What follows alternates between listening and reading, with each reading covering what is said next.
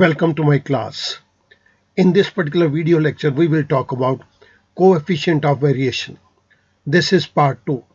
Part 1 के अंदर हमने इसके theoretical aspect को जाना था. यहाँ पर हम practically इस क्वेश्चन को करके देखेंगे. आइएगा शुरू करते हैं coefficient of variation. Coefficient of variation को understand करने के लिए मैंने कुछ basic structure already create किया हुआ है.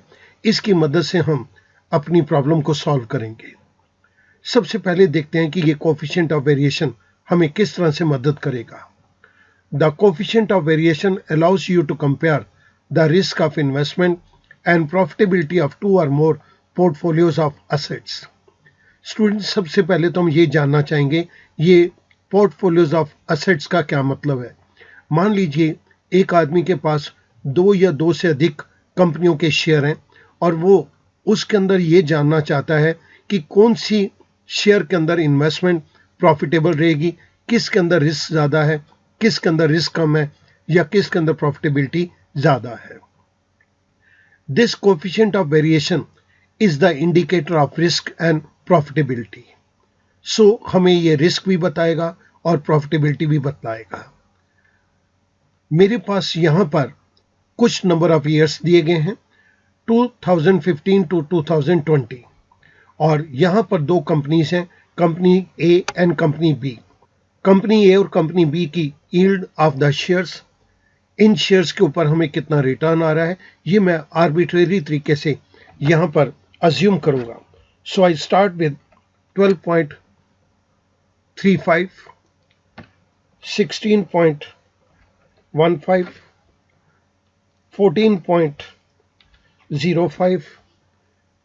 14.45, 15.91, and in the year 2020, let's take it as 15.06. This is the yield of the company A. Similarly, for company B, I'm going to take up some data. This is purely on arbitrary basis. 7.75, 10.85. Let's take it as 19.66, 21.84, 17.75, and the last one is 9.85. ये सारा data मैंने arbitrary basis के ऊपर लिया है. ये show करता है कि 2015 से लेकर 2020 तक कंपनी ए और कंपनी बी ने अपने शेयर्स के ऊपर कितनी रिटर्न्स अपने शेयर होल्डर को दी है. अब मुझे यहाँ पर कंपनी ए और कंपनी बी की एवरेज यील्ड निकालनी होगी. Let's see that. इसके लिए मैं यहाँ पर आपके सामने एवरेज फंक्शन को इंप्लीमेंट करूँगा. एवरेज पिछले 6 साल के अंदर जो हमारे पास एवरेज यील्ड आई हमने उसको कैलकुलेट करना है. तो मैंने एवरेज फंक्शन को ही यूज किया. It gives me 14.66. आइएगा आप कंपनी बी के केस के अंदर देखते हैं. तो मैं यहां पर भी एवरेज का फंक्शन इंप्लीमेंट कर रहा हूं. मैंने ये सारा 6 सालों का डेटा एज ए रेंज दे दिया. I press enter.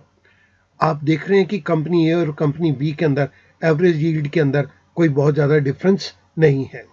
हमने जिन फंक्शन को यहाँ पे यूज़ किया है मैं वो आपकी रेफरेंस के लिए ये लिख देता हूँ. आइएगा आप देखते हैं स्टैंडर्ड डेविएशन के केस के अंदर क्या है. तो मैं यहाँ पर स्टैंडर्ड डेविएशन के फंक्शन को इम्प्लीमेंट करूँगा. 2015 से लेकर 2020 तक का मैंने कंप्लीट डेटा दे दिया. I press enter. 1.392. Company B के केस के अंदर भी मैं स्टैंडर्ड डेविएशन को निकालूंगा.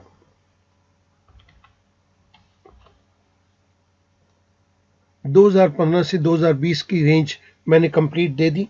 आई क्लोज पेरेंथेसिस. आई प्रेस एंटर.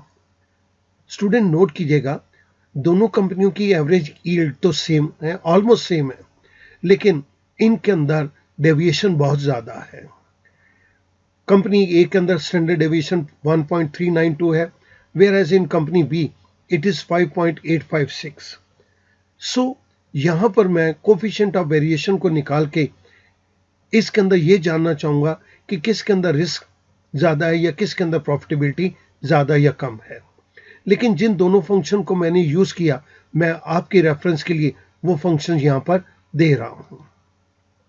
आइएगा, अब मैं कोफिशिएंट ऑफ वेरिएशन को यहां पे कैलकुलेट करूंगा। This is equals to standard deviation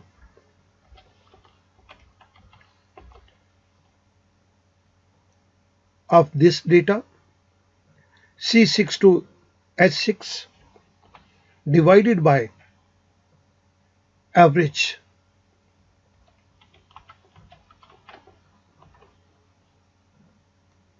दो 2015 से 2020 तक हमने ये डेटा दे दिया कंपनी ए का, पेरेंथेसिस क्लोज, मल्टीप्लाइड बाय 100 ताकि हमें परसेंटेज के अंदर आंसर मिले।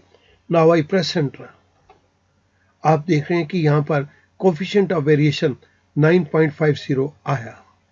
इसी तरह से हम कंपनी बी के केस के अंदर देखते हैं, equals to standard deviation this complete range parenthesis close divided by average again this complete range parenthesis close multiplied by 100। आप यहां पे देख रहे हैं कोफिशिएंट ऑफ वेरिएशन 40.07 है। पहले तो मैं इनके अंदर जो फंक्शन इंप्लीमेंट किए हैं वो मैं आपको फंक्शन शो कर देता हूं।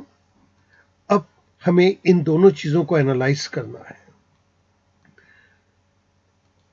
दो the average yield of the two share is approximately same, आप देख रहे हैं कि यहां पर मीन तो दोनों कंपनियों का ऑलमोस्ट सेम है, but company A reflects consistent performance whereas company B reflects volatile performance, therefore more risky to invest. अगर आप कंपनी बी के अंदर देखेंगे तो कभी तो हमें रिटर्न 7.75 की आ रही है और कभी रिटर्न हमें 21.84 की आ रही है, तो इसके अंदर तो बहुत ज्यादा वेरिएशन है। ये ज्यादा प्रॉफिटेबल भी दिख रही है बट ये ज्यादा रिस्की भी है।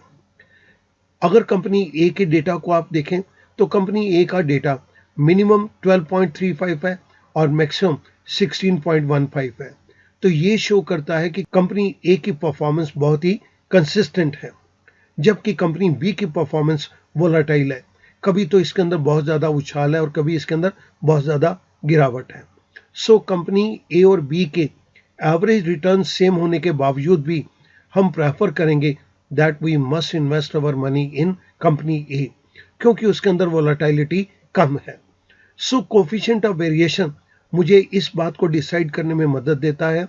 एवरेज यील्ड तो दोनों कंपनियों की ऑलमोस्ट सेम आ रही है, लेकिन उसके बावजूद किस कंपनी के अंदर हम पैसा इन्वेस्ट करें, किसके अंदर रिस्क ज्यादा है, किसके अंदर प्रॉफिटेबिलिटी ज्यादा कंसिस्टेंट हमें मिल सकती है, इस बात को जानने के लिए कोफिशिएंट ऑफ वेरिएशन हमारी मदद करता है। मैं इस चीज को आपके सामने ग्राफिकली भी डिमॉन्स्ट्रेट कर सकता हूं। मैंने इन सेल्स को चूज किया, yield of the share and company A. I go to insert, I go to recommended charts and I go to this line. I say okay. Company A की ये line demonstrate कर रही है कि 10 और 15% के बीच में ही हमारी रिटर्न्स पॉसिबल हैं इस कंपनी के अंदर। इसी तरह से मैं अब दूसरी कंपनी का डेटा भी टेकअप कर रहा हूं। मैंने yield of the share number of years को सिलेक्ट किया, फिर कंट्रोल की को प्रेस करके मैंने कंपनी बी के डेटा को सिलेक्ट किया। I again go to insert and recommended charts के अंदर फिर मैं इस लाइन चार्ट के ऊपर आता हूं।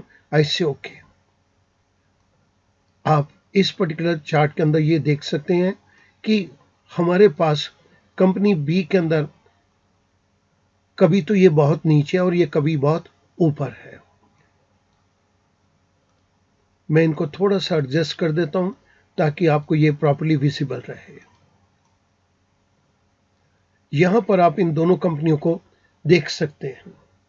तो यहां से हमारा निष्कर्ष क्या निकला, हमने जो कंक्लूजन लेना है वो ये चीज है, the lower the value of coefficient of variation it shows consistency in performance. Consistency in performance को देखना है तो we must invest our money in company A. Coefficient of variation मुझे ये बतला देता है, अगर तो ये amount coefficient of variation low है तो ये कंपनी कंसिस्टेंट है अपनी परफॉर्मेंस के अंदर। ये लाइन भी वही चीज रिफ्लेक्ट करिए, बट इस लाइन के अंदर, कंपनी बी की लाइन के अंदर वोलाटिलिटी ज्यादा विजिबल है। So we should not go for investment in company B, rather we should go for investment in company A. यहां पर मैंने एक्सेल के दो फंक्शन को यूज किया। एवरेज यील्ड निकालने के लिए मैंने एवरेज फंक्शन को यूज किया, और स्टैंडर्ड डेविएशन को देखने के लिए मैंने एक्सेल के स्टैंडर्ड डेविएशन फंक्शन को यूज किया। उसके बाद मैंने स्टैंडर्ड डेविएशन को एवरेज से डिवाइड कर दिया तो मेरे पास कोएफिशिएंट ऑफ वेरिएशन आ गया। अब मैं इसी डेटा को स्टैटिस्टिकली आपके सामने प्रूव करूंगा कि जो रिजल्ट एक्सेल के थ्रू आया है वही रिजल्ट हम स्टैटिस्टिक्स के अंदर प्राप्त करते हैं। आइएगा, मैं इस बात को वेरीफाई करने जा रहा हूं। Let's see that. मैं एक बार इसी डेटा को टेकअप करूंगा और इसको इंप्लीमेंट करूंगा स्टैटिस्टिकली। मैंने कंपनी ए का भी डेटा वही ले लिया और कंपनी बी का भी मैंने डेटा वही ले लिया। जो इनकी हमारे पास यील्ड आ रही थी ओवर नंबर ऑफ ईयर्स, मैंने दोनों कंपनियों की ले ली। हमारा टाइम खराब ना हो इसलिए मैंने कुछ बेसिक स्ट्रक्चर को पहले से ही क्रिएट करके रखा हुआ है। नाउ एक्स माइनस मीन, सबसे पहले तो मैं इनकी एवरेज यहां पर निकाल देता हूं। It's equals to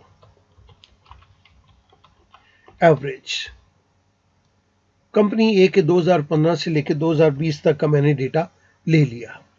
close parenthesis, I press enter. मेरे पास एवरेज यील्ड आ गई। कंपनी के शेयर्स के ऊपर जो रिटर्न हमें मिल रही है उसकी एवरेज निकल के आ गई 14.66, और ये मैंने इस तरह से लिया, sigma x divide by n. मैंने ये एवरेज निकाली है। अगर मैं यहां पर एवरेज फंक्शन ना लूं तो मैं ऐसे भी कर सकता हूं। इट्स इक्वल्स टू, मैं इन सब का सम कर दूं, सम डिवाइड बाय एन, 1 2 3 4 5 6, मैं 6 से इसको डिवाइड कर देता हूं। I get the same answer. Statistically भी ये प्रूव हो गया कि sigma x divide by n same हमें आंसर दे रहा है। सिमिलरली अब मैं कंपनी बी के अंदर भी इसकी sigma x divide by n ले लेता हूं। सो यहां पर मैं sigma x divide by n लूंगा और यहां मैं इसकी वैल्यू को कैलकुलेट कर रहा हूं। This is sum of the yields of the different years, parenthesis close, divide by 6, I get the value 14.62। दोनों की अगर आप मीन देखें, एवरेज देखें तो ये अप्रोक्सीमेटली सेम है। फिर किस कंपनी के अंदर इन्वेस्ट किया जाए, इस बात को देखने के लिए हम कोएफिशिएंट ऑफ वेरिएशन को निकालेंगे। कोएफिशिएंट ऑफ वेरिएशन को निकालने के लिए हमें अभी कुछ और पैरामीटर्स को डिटरमिन करना है। सबसे पहला पैरामीटर है एक्स माइनस मीन। यहां पर मैं equals to C4 minus this is mean, क्योंकि ये फिक्स रहेगा तो मैंने F4 को प्रेस कर दिया। I press enter. मेरे पास ये कुछ वैल्यू आ गई। मैंने इसी को ड्रैग डाउन कर दिया।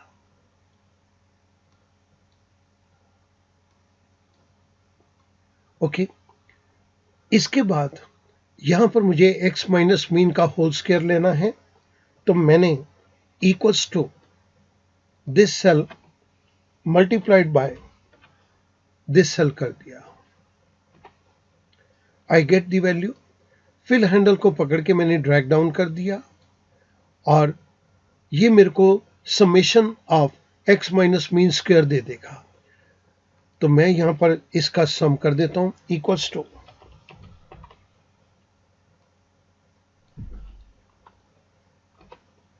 9.69। मेरे पास एक वैल्यू यहां पे जनरेट होके आ गई। सिमिलरली मैं इसी तरह से कंपनी बी के लिए भी कैलकुलेट करूंगा, equals to H4 minus mean. क्योंकि ये मीन फिक्स रहेगा तो आई प्रेस F4, आई प्रेस एंटर, मेरे पास एक वैल्यू आ गई 6.87। फिल हैंडल को मैंने ड्रैग डाउन कर दिया। इसके बाद मैं x माइनस मीन का होल स्क्वायर लूंगा, equals to I4 multiplied by once again I4, I press enter, fill handle को मैंने ड्रैग डाउन कर दिया। मेरे पास यहां पर वैल्यूज x माइनस मीन का होल स्क्वायर निकल के आ गया फॉर डिफरेंट ईयर्स। मैं इसको भी दोनों के डेसिमल नंबर्स को मैंने इक्वलाइज कर दिया ताकि हम कंपेयर कर सकें।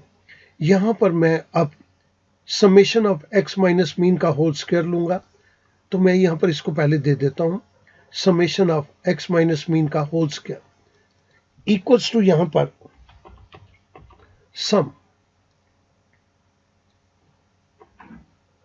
आप देख रहे हैं कि मेरे पास एक वैल्यू आ गई 171.49। This is the summation of x minus mean whole square. अब हमारे पास बेसिक पैरामीटर्स तो यहां पर आ चुके हैं और हमने कोफिशिएंट ऑफ वेरिएशन को निकालने के लिए फॉर्मूला तो सेम ही रहेगा, standard deviation divided by average. मैं यहां पर आपके सामने स्टैंडर्ड डेविएशन और एवरेज को कैलकुलेट करने जा रहा हूं। सबसे पहले मैं एवरेज को ले रहा हूं, equals to this is average given to us, I press enter. इस एवरेज के लिए हमने इस फंक्शन को यूज किया है, तो मैं ये आपके सामने दे देता हूं। सिमिलरली अब मैं एवरेज यील्ड निकालूंगा कंपनी बी की। This is equals to this one, enter press. हमने जिस फॉर्मूले को यूज किया, मैंने इस फॉर्मूले को यूज किया है, ये मैं आपकी रेफरेंस के लिए यहां पर दे देता हूं।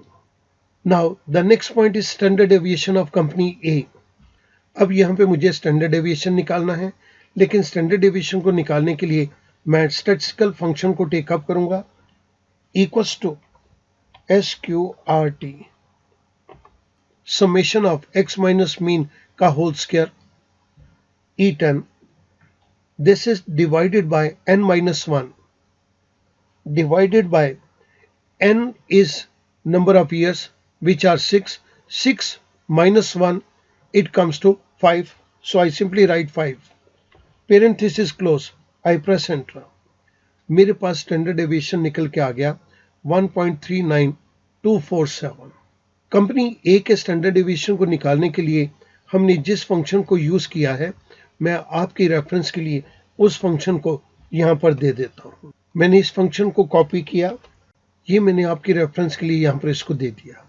सिमिलरली अब मैं स्टैंडर्ड डेविएशन को कैलकुलेट करूंगा for company B, is equals to SQRT, summation of x minus mean का whole square divided by n is 6, 6 minus 1 divided by 5, I close parenthesis, I press enter। मेरे पास यहां पर value आ गई 5.856। This is the standard deviation. Okay, हमने यहां पर जिस फंक्शन को यूज किया है, मैं आपकी रेफरेंस के लिए वो फंक्शन दे रहा हूं। अब मुझे दोनों कंपनियों का कोएफिशिएंट ऑफ वेरिएशन निकालना है, तो ये चीज हमारे लिए बहुत सिंपल हो गई। This is equals to standard deviation divided by average yield, that is the mean. I press enter, this is 9.50%। मैंने इसके अंदर इस फॉर्मूले को यूज किया है। Coefficient of variation company B का निकालने के लिए भी हम वही करेंगे, standard deviation divided by average yield, I press enter. हमने इस फंक्शन को निकालने के लिए ये पर्टिकुलर फंक्शन को यूज किया है, I14 divide by H10, that is standard deviation divided by average yield. Student note कीजिएगा, ये दोनों आंसर 9.50 और 40.07 ये हमारे पिछले आंसर के अकॉर्डिंगली बिल्कुल एग्जैक्ट हैं, 9.50, 40.07। सो जो चीज़ हमने एक्सेल के थ्रू करी वही चीज़ हमने स्टैटिस्टिकल फंक्शंस को इंप्लीमेंट करके यहाँ पर कर दी। ये चीज़ एक बात को प्रूव करती है, कंपनी ए की परफॉर्मेंस बहुत कंसिस्टेंट है। जब कंसिस्टेंट परफॉर्मेंस हो तो वहाँ पर रिस्क लेवल कम होता है। कंपनी बी कभी ज़्यादा प्रॉफिट दे रही है, कभी कम प्रॉफिट दे रही है, तो कंपनी बी की परफॉर्मेंस वोलेटाइल है। इट मीन्स कंपनी बी के अंदर इन्वेस्ट करना रिस्की होगा। हम इस पर्टिकुलर डिसीजन पे तभी पहुंच पाए जब हमने कोफिशिएंट ऑफ वेरिएशन को कैलकुलेट किया। सो कोफिशिएंट ऑफ वेरिएशन मेरी मदद करता है ये जानने के लिए कि इस पर्टिकुलर केस के अंदर रिस्क क्या है और प्रॉफिटेबिलिटी क्या है। So we can say coefficient of variation is the indicator of risk and profitability. I hope that this particular problem will be very much clear to you। और कभी भी आपको फ्यूचर के अंदर दो या दो से अधिक कंपनियों के परफॉर्मेंस को वेरीफाई करना है, परफॉर्मेंस को चेक करना है, आप स्टैटिस्टिक्स के कोफिशिएंट ऑफ वेरिएशन टूल को यूज कर सकते हैं। Thank you very much.